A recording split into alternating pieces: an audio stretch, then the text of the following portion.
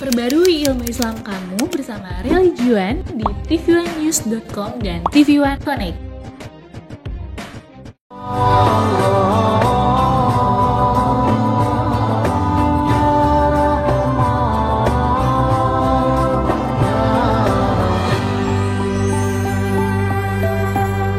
Assalamualaikum warahmatullahi wabarakatuh. Bismillahirrahmanirrahim. Walhamdulillah. Wassalatu wassalamu ala rasulillah Sayyidina Muhammad ibn Abdullah wa alihi wa sahbihi wa mawala. La hawla wa la quwwata illa billah, amma ba'du. Para pemirsa, Assalamualaikum Nusantara, dimanapun Anda berada. Mudah-mudahan pagi hari ini menjadi pagi sebagaimana dalam doa Nabi kita Muhammad sallallahu alaihi wasallam. Allahumma barik li ummati fi bukuriha. Ya Allah, berikanlah keberkahan kepada umatku di pagi hari.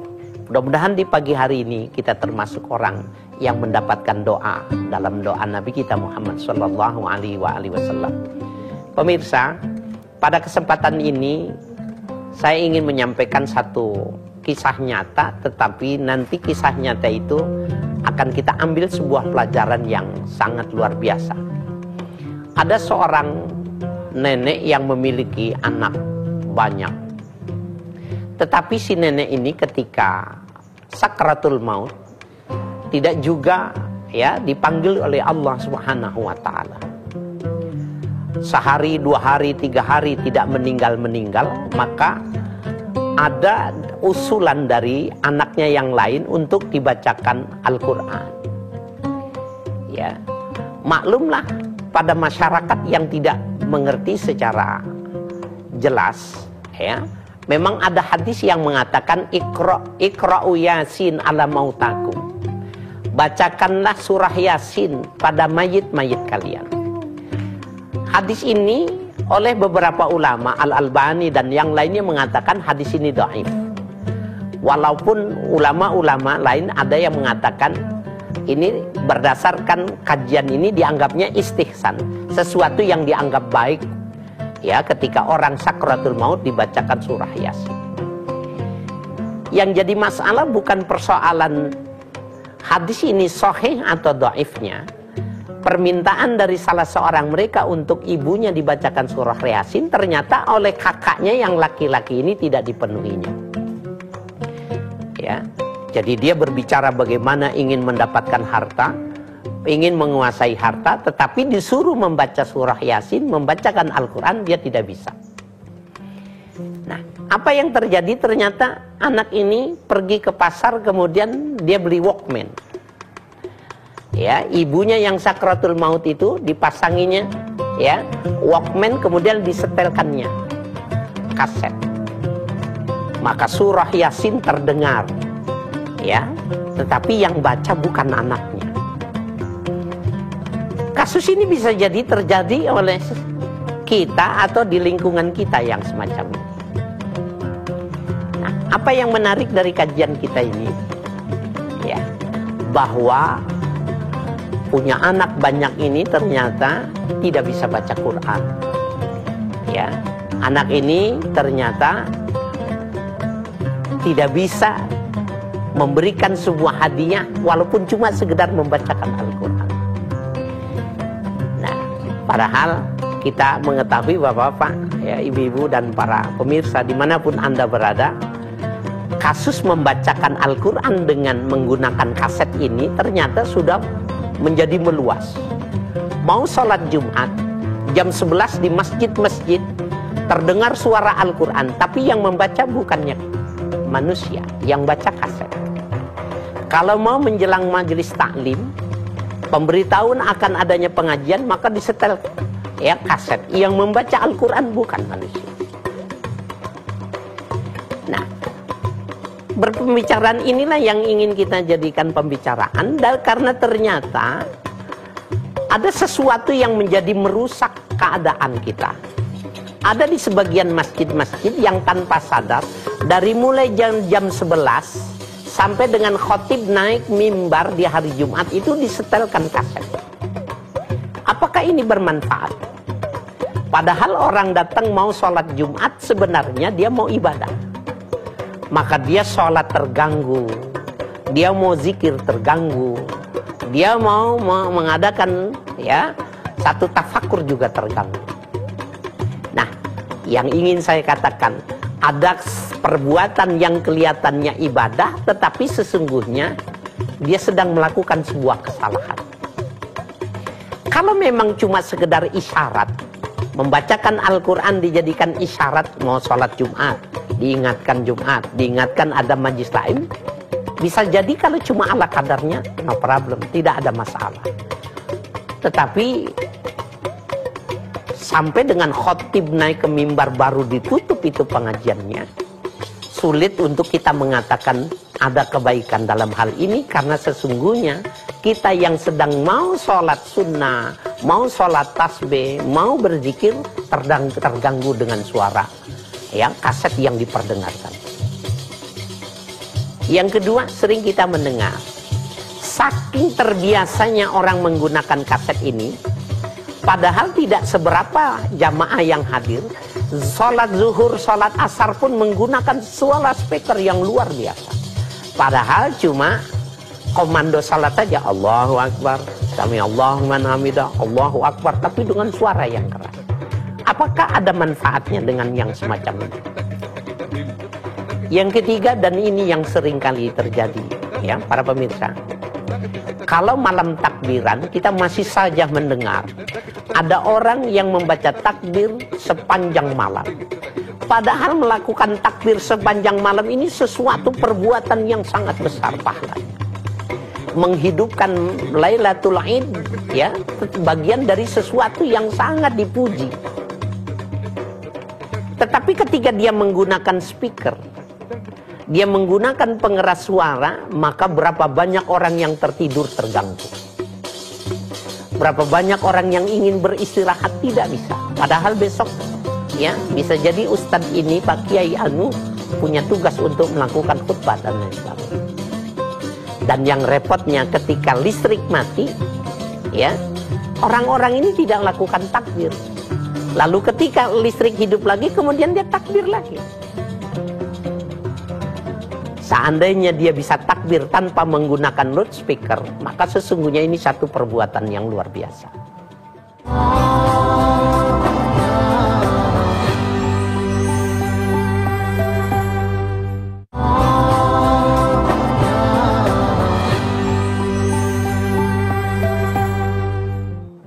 Para pemirsa dimanapun Anda berada, mari kita lihat bagaimanakah Nabi memberikan sebuah arahan tentang hal yang semacam ini. Jangan sampai dengan kita alasan beribadah, tetapi sesungguhnya kita melakukan kesalahan. Pernah suatu ketika Nabi sedang bermunajat di dalam, di masjid yang beliau biasa beriktikaf di dalamnya. Lalu ternyata di antara para sahabat ada yang membaca Al-Quran dengan yang suara yang keras. Sahabat membaca suara dengan yang keras, dengan bersuara, sementara Nabi tidak bersuara karena sedang tafakur, sedang iktikaf, sedang melakukan ibadah dengan cara yang dilakukan oleh Nabi. Maka pada saat itu, ketika Nabi merasa terganggu dengan orang yang membaca Al-Quran, Rasulullah Shallallahu Alaihi Wasallam dalam sebuah hadis yang sahih dikatakan, Ya ayuhan nas, kullukum yunaji rabbah. Hai manusia, sesungguhnya kalian sedang bermunajat kepada Tuhan kalian. Jadi orang yang melakukan ibadah itu adalah orang yang sedang bermunajat kepada Tuhannya. Terlebih di waktu malam. Jadi ketika dia bermunajat, ketika dia beraudiensi dengan Tuhan itu, maka seyogianya tidak dengan suara yang keras. Fala yajhar ba'dukum ala ba'din fil qira'ah. Maka janganlah kalian mengeraskan bacaan di dalam Al-Quran terhadap orang lain yang tidak membacanya. Fala yajhar. Nah, padahal orang ini membaca Al-Quran, tetapi karena membaca Al-Qurannya mengganggu, tidak boleh. Lalu bagaimana kalau yang mengganggu itu kaset? Yang jelas-jelas baca Quran saja tidak boleh mengganggu orang. Bagaimana dengan kaset? Bagaimana orang yang memang jelas-jelas datang ke sholat Jumat itu pengen ibadah? Cuma jamaah tidak enak, sungkan untuk melakukan teguran kepada pengurus masjid. Oleh karena itu, dari banyaknya usulan-usulan itu yang diajak berbicara kepada saya, maka bisa jadi dengan Assalamualaikum Nusantara ini mudah-mudahan didengar oleh saudara-saudara kita, ya, para takmiriat masjid, agar supaya kita jangan berlebihan memanfaatkan loudspeaker sehingga ini bisa mengganggu. Kelihatannya ini ibadah tetapi bisa merusak ibadah orang lain dan bisa mengganggu orang lain. Apalagi kalau seandainya ada kakek-kakek, ada nenek-nenek di masjid, di sekitar masjid itu, dengan suara speaker itu, maka sholat mereka akan rusak. Yang jelas-jelas baca Quran saja tidak boleh. Apalagi kalau itu, ya, dengan membaca Al-Qur'annya itu adalah sebuah rekaman. Imam An-Nawawi, ya, pernah ditanya tentang kondisi yang semacam ini, ya, tentang membaca suara dengan suara keras, apakah boleh atau tidak beribadah dengan memanfaatkan suara, ya, yang lebih dari biasanya.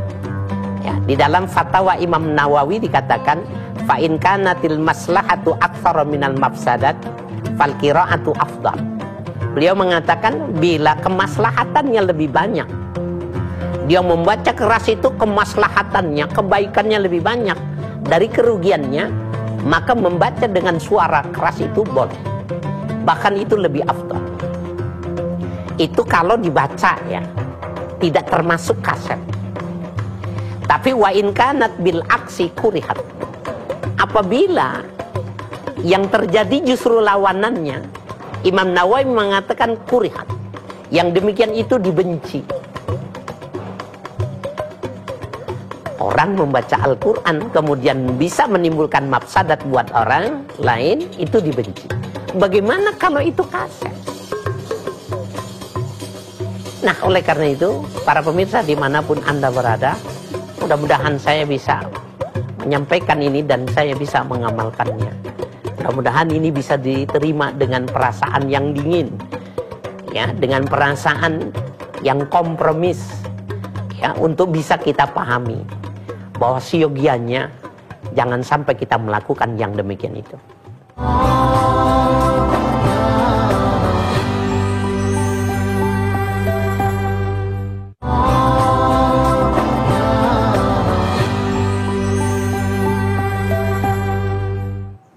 Yang kedua,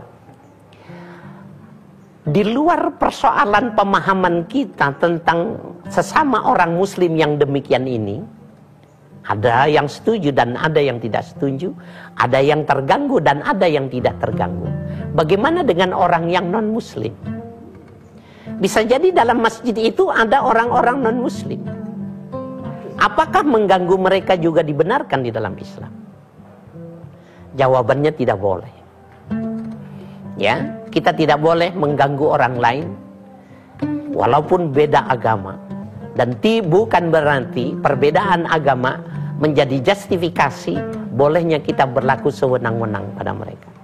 Ada sebuah hadis yang sering kita mendengarnya, man adza zimmiyan faqad azani. Barang siapa yang menyakiti orang-orang non muslim, yang kafir-kafir zimmi, maka sesungguhnya dia menyakiti aku. Nabi Muhammad memberikan sebuah jaminan bahwa orang-orang non-muslim, tetapi mereka itu kaum zimmi, orang-orang yang bisa hidup bersama, hidup damai, dia tidak boleh disakitinya. Hartanya, kedudukannya, maupun, ya, kebahagiaannya tidak boleh terganggu. Oleh karena itu, ya, para pemirsa dimanapun Anda berada, hal yang semacam ini perlu kita cermati. Belum lagi kita lihat ada di daerah-daerah tertentu ini bahwa kaset ini berubah, ya, kajian Al-Quran dengan kaset ini sudah berubah fungsinya. Apa yang saya maksud? Ada satu daerah Ya, ada satu daerah yang dulu saya pernah tinggal di daerah itu ketika saya masih kuliah kala itu. Di masyarakat situ sudah terbiasa, ya, keguyuban masyarakat situ karena memang mereka itu, ya, masyarakatnya walaupun beda agama guyub. Apabila ada yang meninggal itu, maka pihak desa itu meminjamkan seperangkat pengeras suara. Ya, waktu itu belum seperti sekarang dengan menggunakan aki, maka speaker, amplifier, kemudian kaset, aki sudah disiapkan. Jadi apabila bukan waktu sholat, bukan hari Jumat, bukan waktu pengajian, ada suara Al-Quran, itu berarti ada orang yang meninggal. Para pemirsa dimanapun Anda berada, ini memberikan sebuah pemahaman bahwa Al-Quran menjadi alat pemberitahu ada orang meninggal. Ya, apabila terdengar suara azan bukan waktu Jumat, bukannya waktu sholat, bukan waktu pengajian, berarti ada yang meninggal dunia. Maka itu dipinjamkan oleh desa. Nah, yang repotnya lagi, ya para pemirsa dimanapun kala itu, ya, saya tidak tahu pada sekarang ini, udah sekian lama saya kondisi itu, tetapi ini sebuah fenomena yang pernah terjadi di masyarakat. Ketika yang meninggal itu non-muslim dan dia bagian dari sebuah kemasyarakatan itu, maka dipinjamkan juga peralatan itu. Sudah berjauh lagi fungsinya Al-Quran ini dengan kaset ini. Jadi benar-benar bukan menjadi kajian, bukan menjadi pembacaan kitab suci, tetapi Al-Quran dalam kaset ini hanya pemberitahuan ada orang yang meninggal. Nah, jadi sebuah fakta, sebuah kenyataan, ya, kalau kita tidak berhati-hati memanfaatkan loudspeaker, kalau kita tidak berhati-hati memanfaatkan yang demikian ini menjadi sesuatu yang rumit dan perlu kita bicarakan, dan siogianya ini tidak boleh. Ya, tidak boleh terjadi yang demikian. Nah, inilah bagian dari sebuah kenyataan yang terjadi di masyarakat, dan tanpa sadar sebenarnya ada hal-hal yang kelihatannya baik tetapi sesungguhnya perlu kita pertimbangkan dan jangan sampai diteruskan. Kenapa? Karena fungsi Al-Quran sudah bergeser dari yang semestinya. Satu. Yang kedua, jangan sampai bacaan Al-Quran itu, ya, jangan sampai bacaan Al-Quran itu menimbulkan dosa. Dalam arti menyebabkan orang menjadi terganggu. Dan ini terjadi.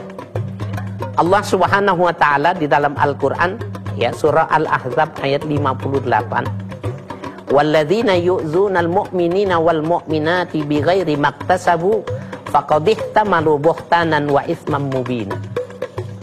Ya, dan orang-orang yang menyakiti orang-orang mukmin laki-laki dan orang-orang mukmin perempuan dengan sebab perbuatan yang mereka tidak lakukan, maka sesungguhnya orang yang memberikan itu, yang melakukan itu, ya, yang demikian itu faqad ihtamalu buhtanan wa itsman mubina. Orang itu akan menanggung, ya, kedustaan yang besar, ya, dan dia mendapatkan jelas-jelas mendapatkan dosa yang nyata. Nah, para pemirsa dimanapun Anda berada, walaupun kelihatannya ringan kita membicarakan yang biasa terjadi, tetapi jangan berharap yang terjadi ini, ya, kalau kita tidak perhatikan, lama-kelamaan dosa kita akan bertambah. Ayo, ya, para takmir masjid, pengurus musala, pemimpin majlis taklim, manfaatkan speaker, ya, berdasarkan yang diatur oleh, ya, para ulama, ya, oleh Majelis Ulama Indonesia. Wajarlah kalau cuma sekedar memberikan penghantar, mengingatkan orang, tapi jangan sampai menggunakan berlebihan. Dan terlebih lagi kalau itu dilakukan menjelang subuh dan ketika akan melakukan sholat Jumat. Ini dua kasus yang sering terjadi.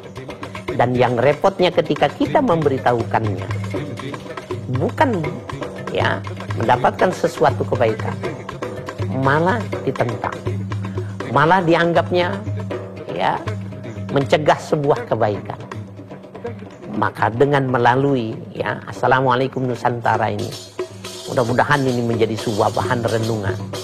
Apapun saja yang kita anggap itu ibadah, bila menimbulkan ya efek yang tidak bagus bagi orang lain, menyakiti orang lain, maka sesungguhnya bisa jadi kita mendapatkan pahala dari ibadah yang kita lakukan, tapi jangan lupa kita mendapatkan dosa dari perbuatan yang kita lakukan ya, karena menimbulkan ketidaknikmatan, ketergangguan yang dirasakan oleh orang lain. Mudah-mudahan evaluasi ini menjadi sebuah evaluasi yang penuh dengan kedamaian, kecermatan, bahwa hal-hal yang semacam ini bisa terjadi, sering terjadi, atau kita pernah melakukannya. Maka mudah-mudahan dengan kesadaran yang utuh, kesadaran untuk menggairahkan orang beribadah, tidak menimbulkan ya kerusakan dan tidak menimbulkan gangguan kepada orang lain, bermanfaat buat saya, bermanfaat para pemirsa dimanapun Anda berada, sehingga kita benar-benar hanya mendapatkan pahala tanpa mendapatkan dosa. Mudah-mudahan ada manfaatnya. Kita akan ketemu lagi pada kesempatan yang akan datang. Wassalamualaikum warahmatullahi wabarakatuh.